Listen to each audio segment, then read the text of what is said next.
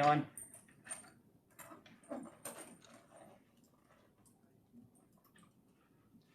I do not see them online at this moment. Okay, got it. And then, let's see, I thought I saw Laura Dutton. I think she's on. Yep.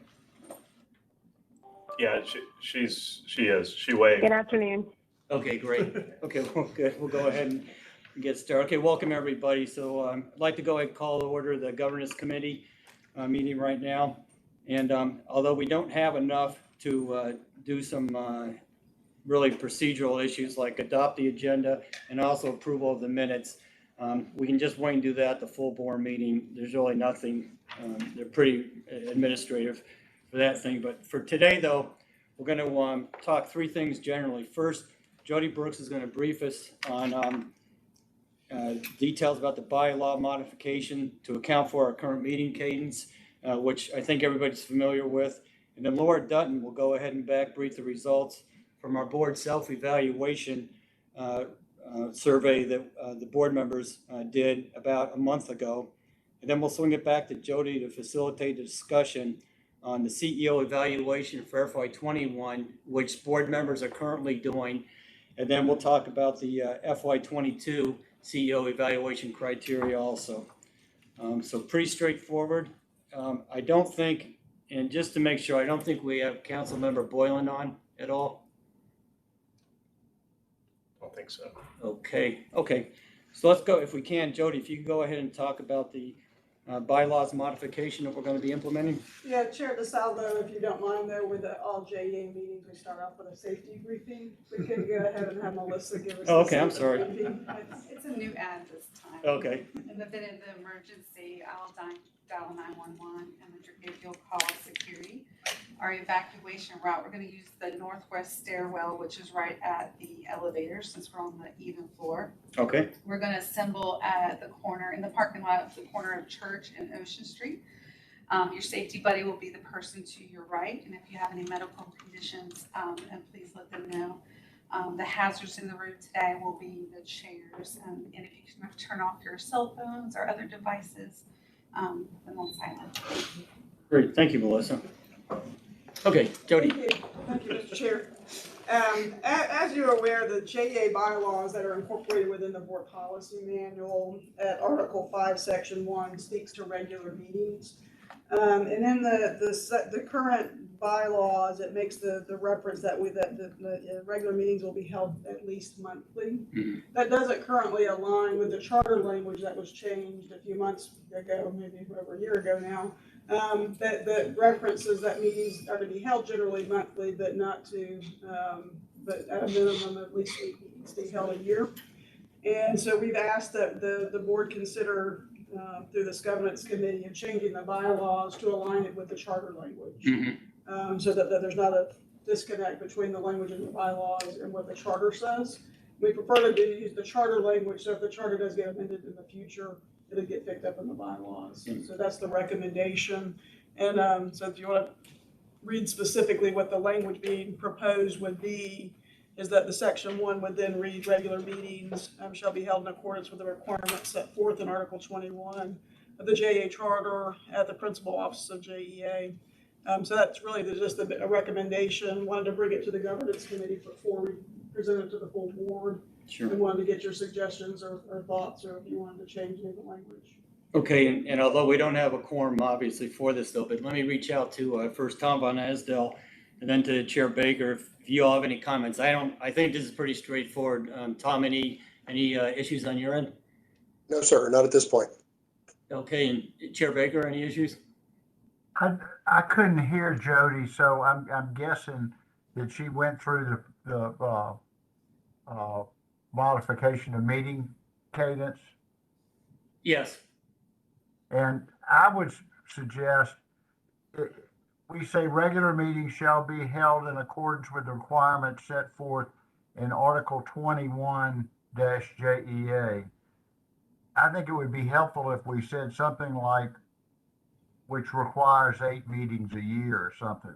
We've lost that. Not everybody's got Section 21 memorized. Yeah, Chair Baker, can you hear me if I talk louder? Not sure why. Yeah. Okay.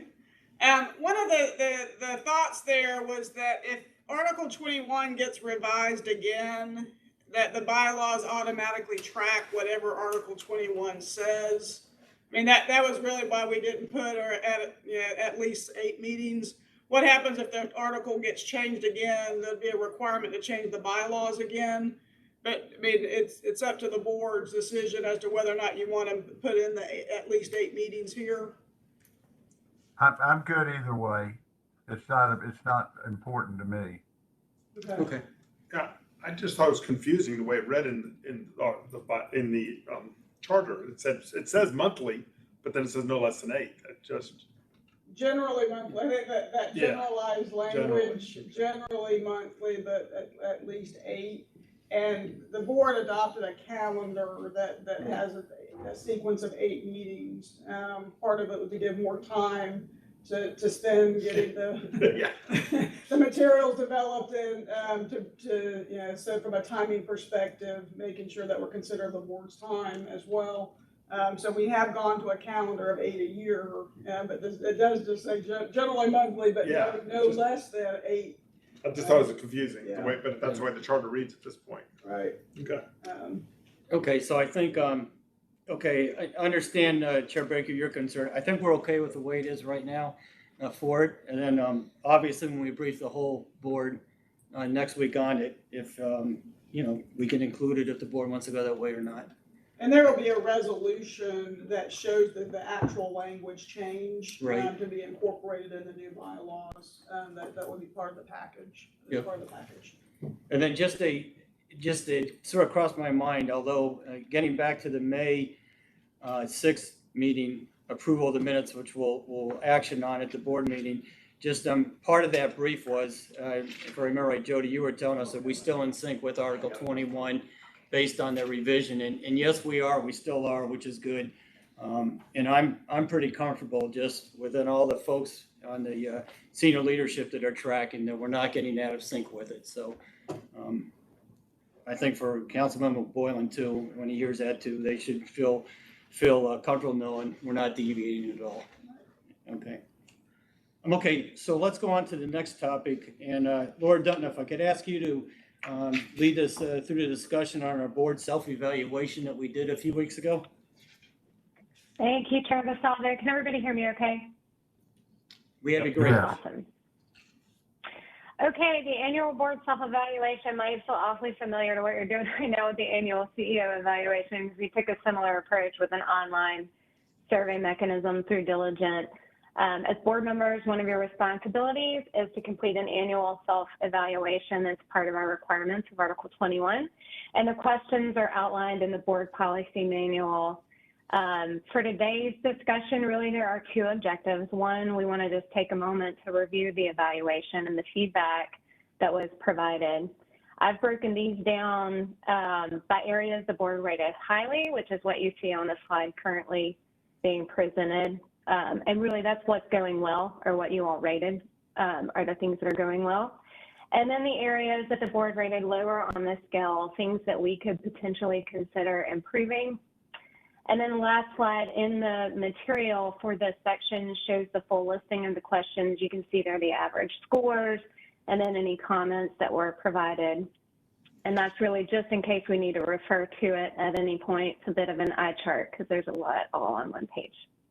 In addition to talking through the feedback from this year, we just want to spend a little bit of time talking about potential changes to the evaluation questions going forward. For example, there were a couple of questions in the evaluation this year. Several board members rated a little bit lower, and they had to do with following industry trends and key corporate risks and active self-education. And really the comments that were offered for those items is that these are really difficult to rate given the interaction you all are able to have as a board. It's really the only opportunity you get is during the board meetings. Do you guys have any questions before we kind of dive into the what's going well?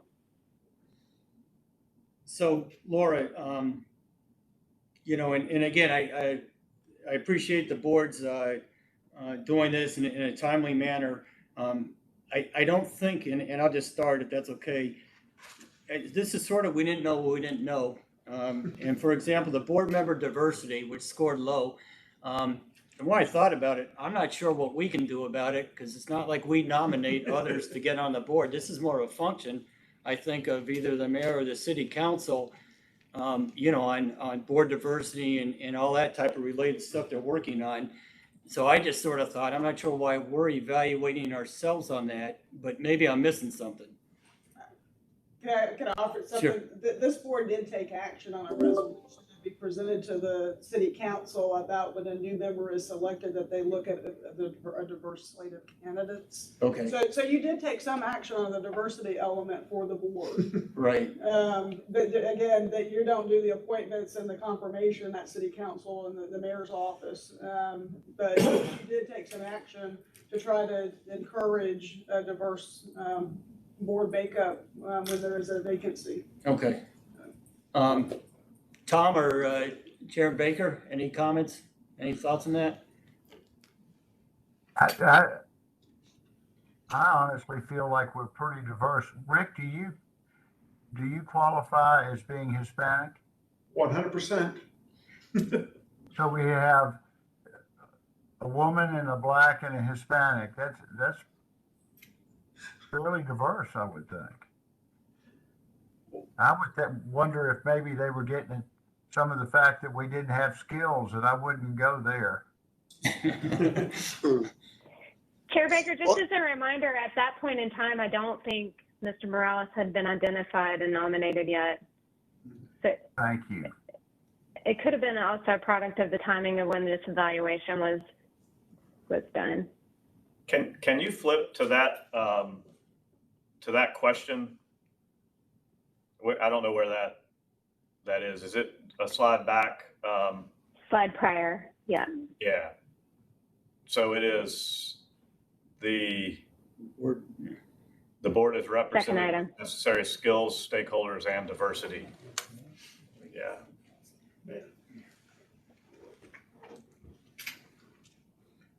Well, and even though skills and stakeholders are there, I tend to look at the word diversity through multiple lenses, right? That's not just racial or ethnic diversity. It's diversity in terms of experiential background and industry we're representing, and age and gender, and multiple factors. And so again, I think that's just important to kind of zoom out and retain that context. And the other point, that if we responded to the questions prior to Mr. Morales's appointment, I think that's material as well.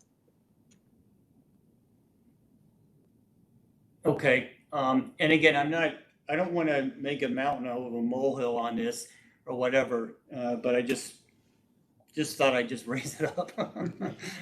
And what I want to do is, everybody's, time is pretty, precious and valuable. And I think everybody is sensitive to that. I know Jay and the senior leadership team is, and all that. And I just want to make sure that we're not, we're being efficient with everybody's time, because everybody's got a day job. So that's sort of what's crossed my mind. I got it. This evaluation, this particular one, really doesn't take that much time. It's pretty cut and dry. But what I don't want to do is, if we have some items on it that just don't bring anything to the fight, then we shouldn't have to mess with it. Not to imply that doesn't, but that's sort of what I was thinking. You're talking about what should the questions be for future years? Is that part of what you're like in Well, that particular? Yeah, I guess what I'm getting at, Jay, is this is the first time we've done it with these, this criteria here. Yeah. And I think we should feel comfortable. If we want to adjust it to get it more relevant or get more insight, I think everybody here is all ears on that. General, if I may, I thought it was a fine instrument. We use not a dissimilar instrument with our board, and I think the process in and of itself is inherently valuable to get the feedback of the board. One of the things that, and it goes to the one question here that where we scored less than a 4.5, that does give me some pause, if not for concern, at least to want to understand and talk maybe more about what we can do to affect a better comfort level and rating. And that is this, the next one around following industry trends, important developments related to JEA, and bigger understanding corporate risk. Because I think if we're saying are underconfident in our understanding of corporate risks, that gives me pause for, am I doing all that I can and should do and is obligated of me as a board member? And so taking that back to the instrument that we use for self-evaluation with our board, we do a deep dive into what educational topics would the board like to have more information on and gain a better understanding of. And they give us very specific feedback about, I want to be taught, I want to be educated on these areas of value-based care, et cetera, things that are germane to our industry. And I wonder if there might not be some value in us having a little conversation at the appropriate body around, if we don't feel we have the full breadth and depth of understanding relative to corporate risk, what industry trend information, what corporate risk information, what additional information about JEA might we as board members want to feel more confident in discharging our duties here? Yeah, I think that's a great comment, Tom, on that, because I think that was the general consensus by everybody, sort of. So how do we fix it? It's an important topic, and just, yeah, if we're missing something, not seeing ourselves correctly on something, how to do that. And just one aspect, maybe like the Vogel thing that now we're doing on a monthly basis. I think that's great, because I was ignorant on all that stuff, but if there's other avenues too, yeah, absolutely. And Laura, you may want to tie this into the calendar, the idea of the strategic issues that we're going to put up on the next meeting, because that's another piece of this, is that we got the full team, the full board, all within the last couple of months. And at the next meeting on November 16th, we have the deeper dive into the two remaining strategic focus areas that will, I think, help define exactly what you both have mentioned here. Laura, if you want to kind of expand on that a little bit, on how that will help us kind of feed the right information to you over the next year. I just heard the little ding, sorry. The combination of the conversations that we have at our regularly scheduled board meetings is an opportunity for us to look at how we get industry trends and important key risk information to you all. I think that combined with the opportunities we have to engage with you as board members regularly. So Ms. Morales is our first example of some newly developed orientation type material that the larger board hasn't gotten the luxury of experiencing quite yet. That might, some of Ms. Morales' feedback for us might indicate this is something we should be bringing in front of the full board.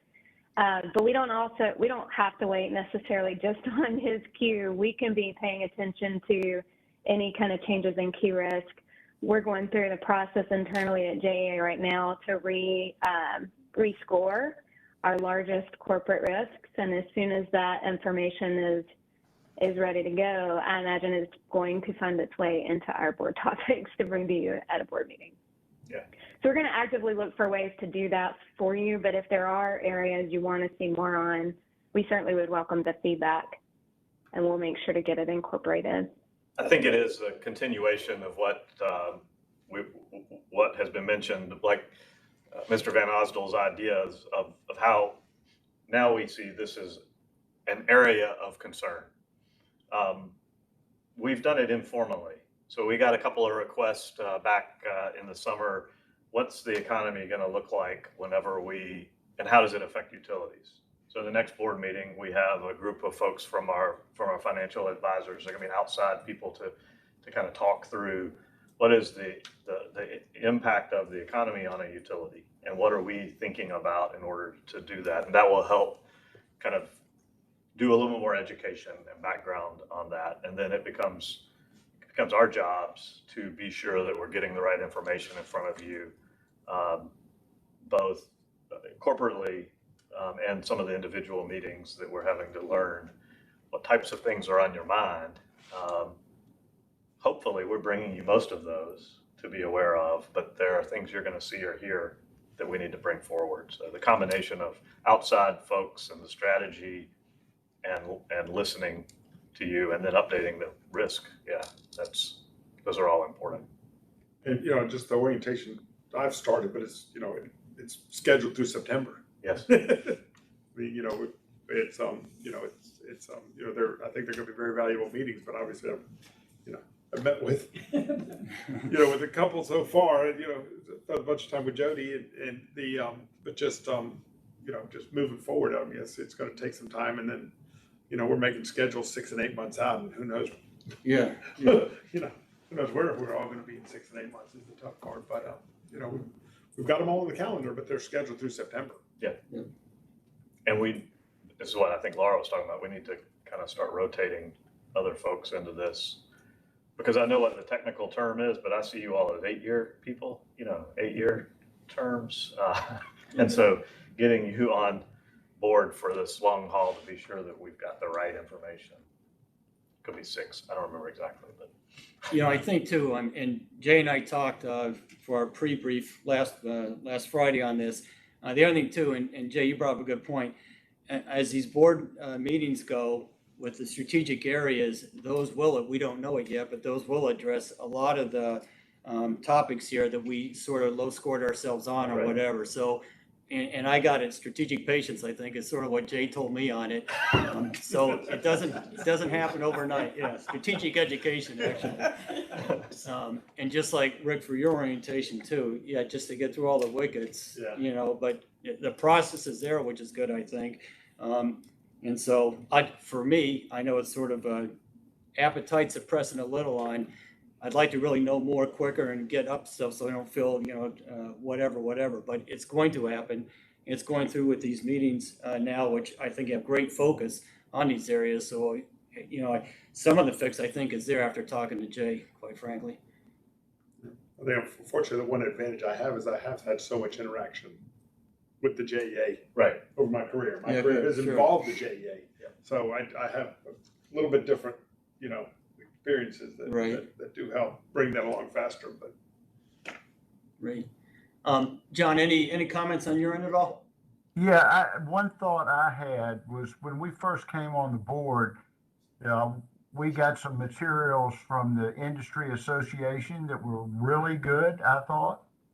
And I'm just wondering if the industry association puts out a newsletter or whatever that Laura or Jay could, you know, send to us when there was something appropriate that might just bring us up to date on a hot issue in the industry that we might not be aware of otherwise. We can absolutely do that. It's a good idea. Great. And then I think for the other low scoring area was the CEO succession plan.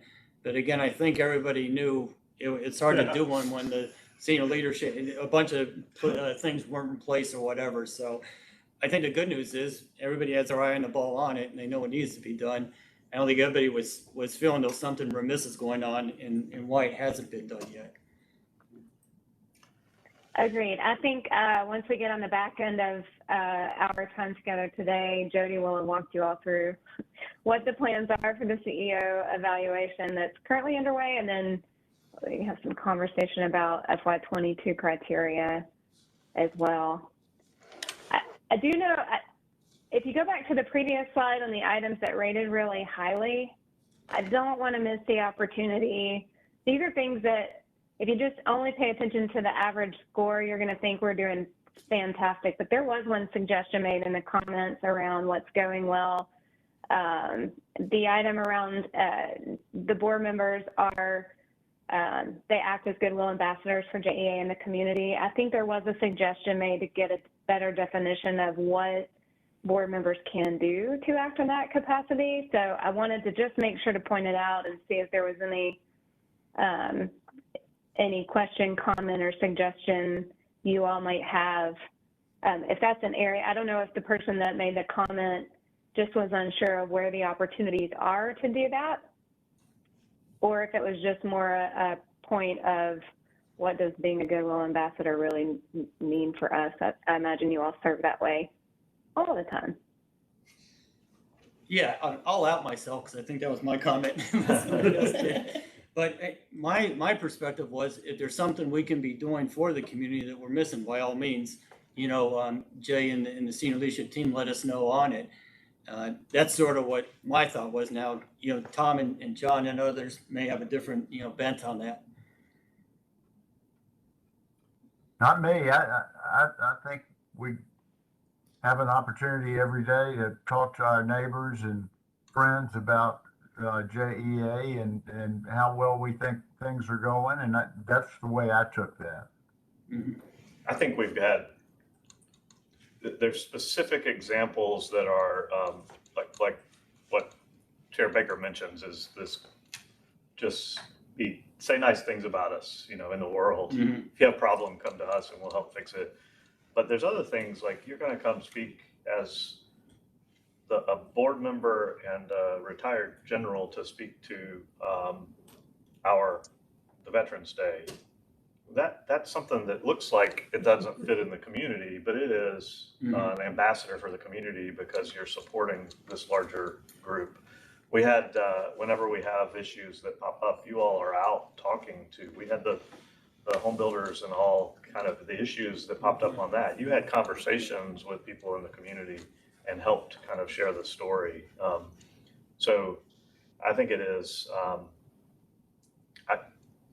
I don't want to get lost on this. Laura, your point is there's some things that are on this list that are good that we can even be better at. And I realize that next on the agenda is talking about my review. So these are really separated and unrelated issues, but the reality is that you all are really, really good. We talked about this too, about what should we get for internal versus external kind of reviews, but you all have worked with boards before and you already have a feel that this is a pretty good board. Right. It's a really, really good public board. You all are doing all the things that you're supposed to do. And even the thing that got the lowest scoring was the succession planning. Well, part of that's because you all were in emergency succession planning mode for the first 9 months that you were here. So it feels like you're not doing succession planning when in effect you said, go build a team and that's part of it. And we'll have a more formal thing pulled together. So I don't want it to get lost that these average responses of greater than 4.5 are there, because I appreciate that you all have recognized that y'all are doing everything's good. Y'all are good. General, the only comment I would add is I think for me, there's a connection actually between this desire to be a strong ambassador in the community on behalf of the organization and a desire to better understand macro trends in the industry. That those two things I think are related, because it will happen for each of us that someone will come up and say, hey, what's JEA thinking about X? And it's some forward-leaning kind of thing. And it's not that we're ever going to be equipped with the subject matter expertise to go very deep, nor would it be appropriate for us to do so. But just a surface understanding of that forward-leaning trend in the industry and just generally how we align, the better equipped I feel to respond appropriately to those kind of questions, the better job I feel like I'm doing as an ambassador. Yeah. And I'll just say this, Tom, sort of to pile on, sometimes with the Policymakers Council at APPA, if I have a question about to go into something, I know I can ask anybody on this staff and they will get me boned up or whatever. And I'll just say this, what I really love is everybody's very candid. We can have candid conversations, and if the emperor's naked, no one's afraid to say that. And also give a recommendation for, consider this better approach or something. So that's sort of that informal stuff, which I get fairly frequently, which helps out too. So that's a definite sustain, I think. Okay, Laura, any other things we need to highlight or for this? I think that's it. And what I hear pretty loud and clear is we need to be thinking about how to help you all understand what's happening across the industry. And we'll look for a lot of different ways to be able to do that. And otherwise, pretty solid board evaluation feedback. But if you have any issues with the process itself, please let us know that. I know some folks had to do paper copies. They couldn't get the diligent to work. If you run into anything like that, please let us know. We want this to be easy easy. We ask you all for enough as it is, and this shouldn't be the thing you have to place a lot of effort on. But thank you all for the feedback. Okay, great. Okay, so Jody, I think it's back to you again to talk about the CEO evaluation. It is, and as of November 30th, Mr. Stowe's been your CEO for a year, and as part of his contract, there's a requirement in there that he has to be evaluated, and so we got a little bit of a head start on the November 30th date on his evaluation, and we sent out a similar to the one that you did your self-report, self-evaluation, sent out an evaluation with all the criteria that's part of the board policy manual, and pulling the pieces out of the board policy manual as to the core competencies that you'd see in an executive director. So those were sent out to everybody with the hopes that we'd get them all back by November 15th next week. We've got 3 of the 7 so far. And you may get a little bit of a disadvantage. Yeah, I figured I'd go to at least one more meeting before I would try. I can do it for you. There you go. No, you can't. I figured I better do just a little bit more. And so again, we're asking for the feedback on those evaluations. I do want to point out the CEO evaluation is a little different than in past years. In the past years, the CEO has had an performance incentive pay tied to the contract of up to 15% of their salary. That is not a provision in Mr. Stowe's agreement. Mr. Stowe gets a 3% increase every year, regardless of how you grade him.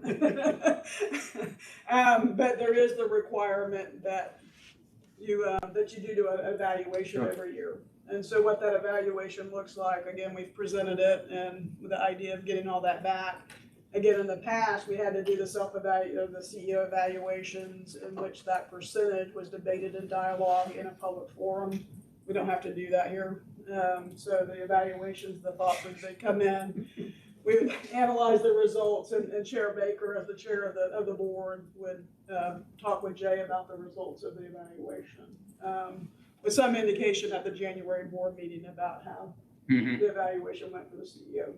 But not a back and forth grading on the fly, and Right. in a public setting is not necessary anymore. Thank you. And so that's the current schedule for the current evaluation for this year, but we did want to talk through a little bit about next year's evaluation and the objectives and the goals to be set for the CEO. That kind of transitions into the next stage. Unless Jody, you if guys I- have questions about this. Yeah, if I could real quick, so just real quick, 2 aspects. I don't think there's any issues with the evaluation timeline. I just want to see if Chair Baker or Tom, if you have any issues with that. No. I do not. Thank you. Okay, then, although I know only 3 of the 8 evaluations have been turned in, but I thought it was pretty straightforward, pretty easy to do. Just, am I missing anything on the current evaluation? If there's any major league difficulties, did John or Tom have any issues with it? No, sir. No, thank you, General. Okay, Jody. So for the coming year, for the 2022, and Mr. Morales will have more opportunity to have an evaluation criteria presented before him. Is there another? Yeah. So this is the current evaluation criteria about the 10 things that are listed in the policy manual. And it talks about the measures of effectiveness, and there's all the 10 various criteria. And if you see any issues, or if you had a hard time discerning on how to score or evaluate any of these items, or if you want to talk through anything, that'll be an opportunity to do that. Now, Rick, for your information, the original from the old manual had like 17 more stuff than this. And Chair Baker has a quote of FY21, if I recall right, even Jesus Christ couldn't do what the old evaluation was. So we tried to neck it down. It's still pretty large, but at least we were able to neck it down. And that kind of comes to the next, even though we got it pared down to the 10, is is this the right type and the right amount of things to be judging the CEO on?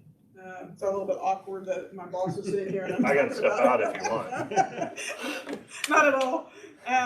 But you get a scorecard every month, right, on the scorecard, and is that a better measure? I mean, that's really open for discussion today. Would it be better to look at the JEA corporate scorecard on the red, green, yellow? Is that a better measure than these competencies? No, that's a great question, and my view on it is the corporate scorecard is great because it consolidates all the KPIs in one thing, so you can you don't have to go through 85 pages. So I just think it's great. A year ago, I would have said, I guess this has some value because I didn't know Jay, and CEO and all that. But after now, this really didn't have any effect at all.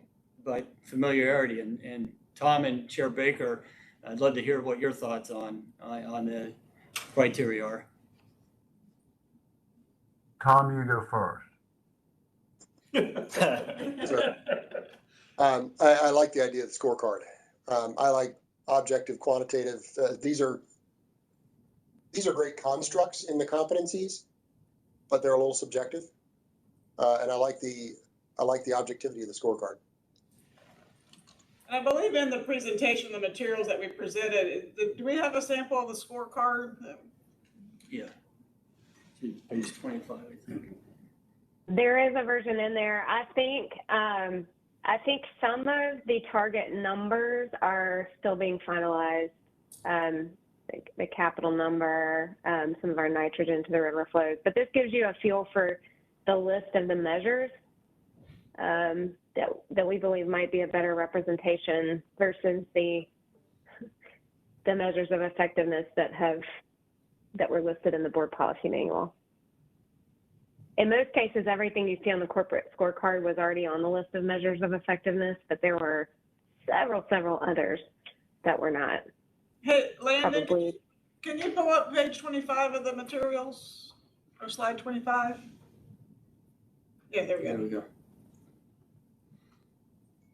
So just a comment. I think when we revised the CEO characteristics, the laundry list of stuff, that was before we had the CEO selection criteria or the CEO selection process.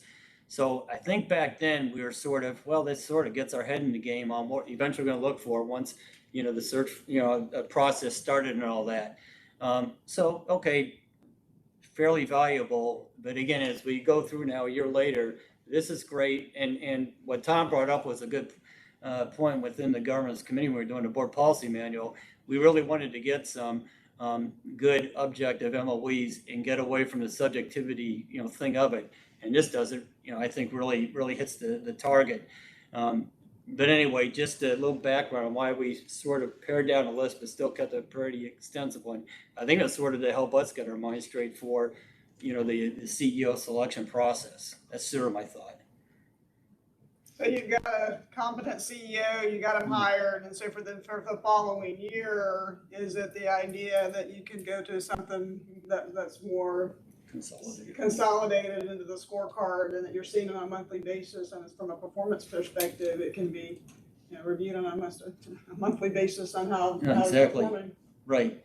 And I mean, the good news on this is you see it every month. And as I told Jay, if we're doing this right, I think as board members, nothing should be a surprise. If there's a weak area, it shouldn't be a surprise, just like strong areas or whatever. And this is a great forcing function, if you want to call it, where we're seeing it every month. So it, eliminates the surprises.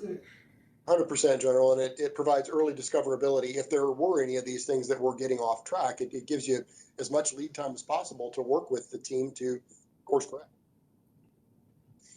The one, it's interesting, is this the entire scorecard? Forgive me for not knowing the answer to that immediately. Yes. Okay. The one area that, as I think about translating this then to an ongoing evaluation of CEO performance, the one area that I don't see represented that might be worthy of consideration is something around workforce as it relates to climate survey of associates, turnover, retention, something, job you know, the fill rate, those types of things, something that would be an indication of the culture and the satisfaction within the workforce.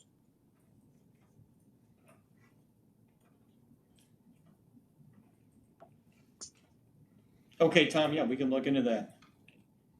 I mean, I see that for any organization as a function of the effectiveness of the CEO. And you know, Jay does a phenomenal job at that and attending to it and speaking to it and cultivating culture. And so I think it would be, frankly, one more area that would reflect Jay's effectiveness. But I do think in the gestalt of using this as a CEO evaluation tool, that's the one area I don't see represented.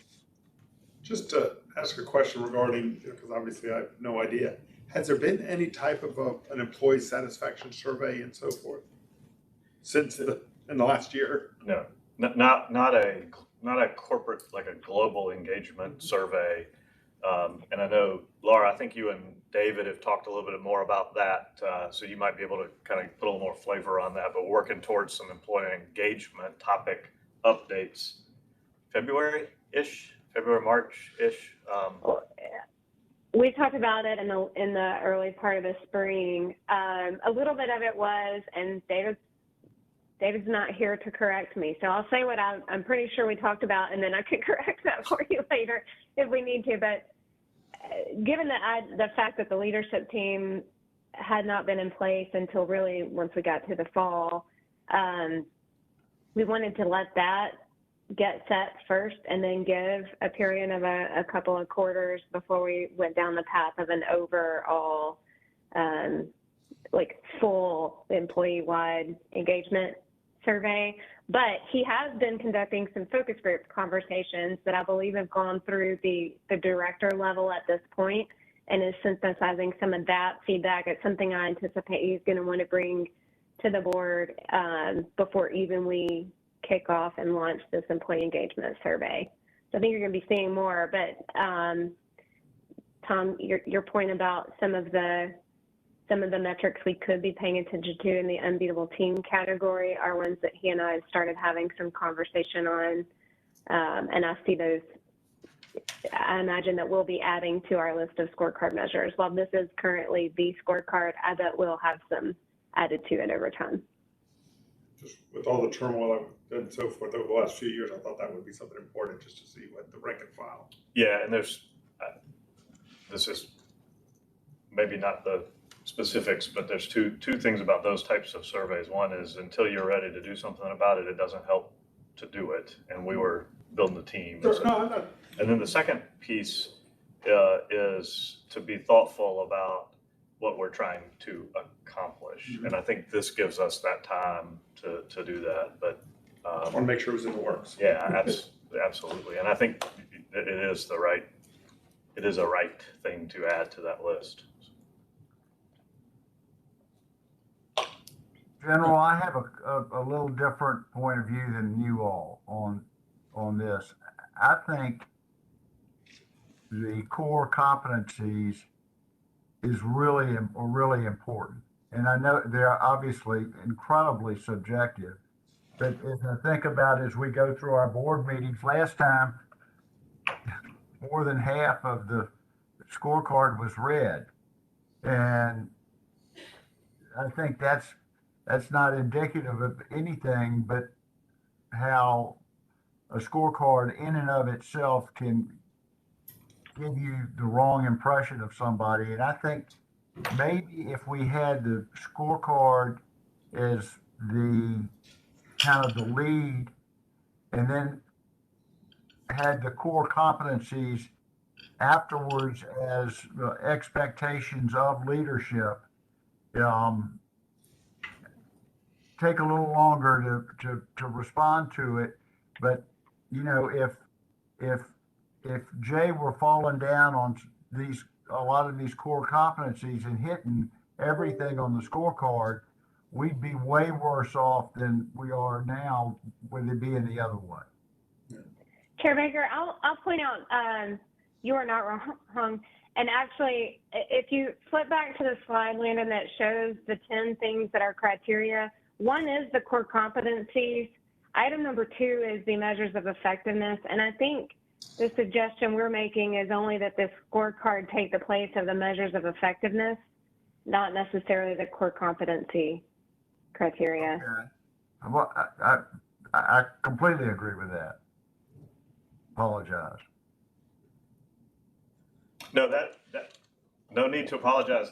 We had the same conversation, and when we get focused on the scorecard, we sometimes lose that there's not all the other pieces that are in here, including the very last one, which is comply with executive core competencies, which really is what we ask our folks to be.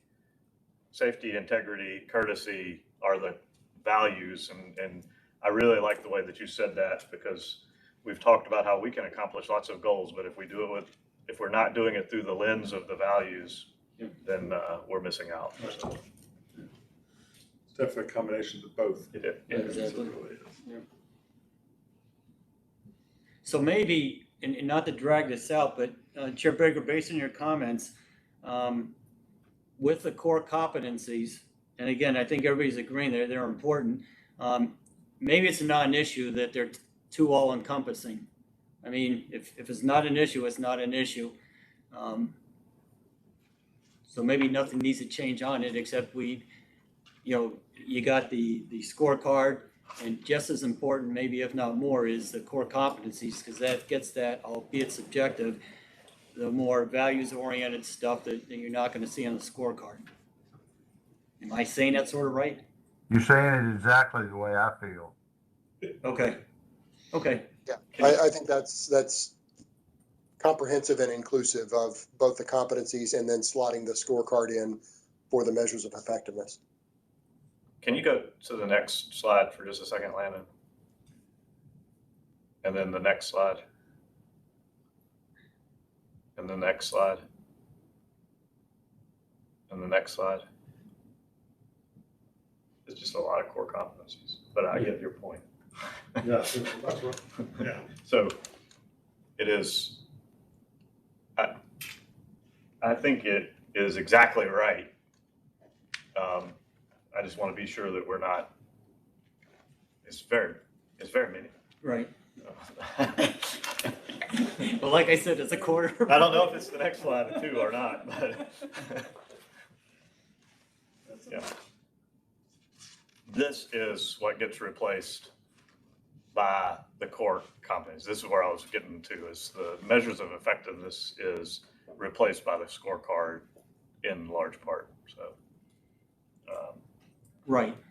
The next 5 the core competencies, though, I don't, there's a lot of them, but I'm not sure I could argue with, they're all like just values. They're all, if we're not following those kind of guidelines, Right.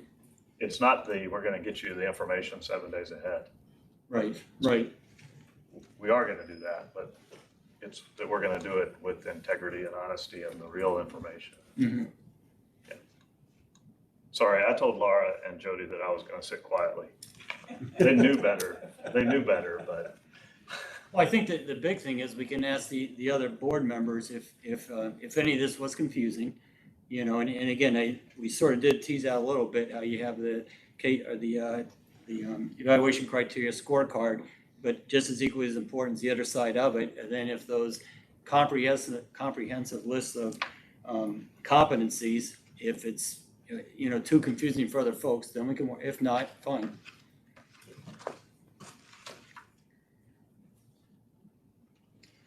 Okay, any other, Laura, any other discussion on this part, or Jody, that we missed?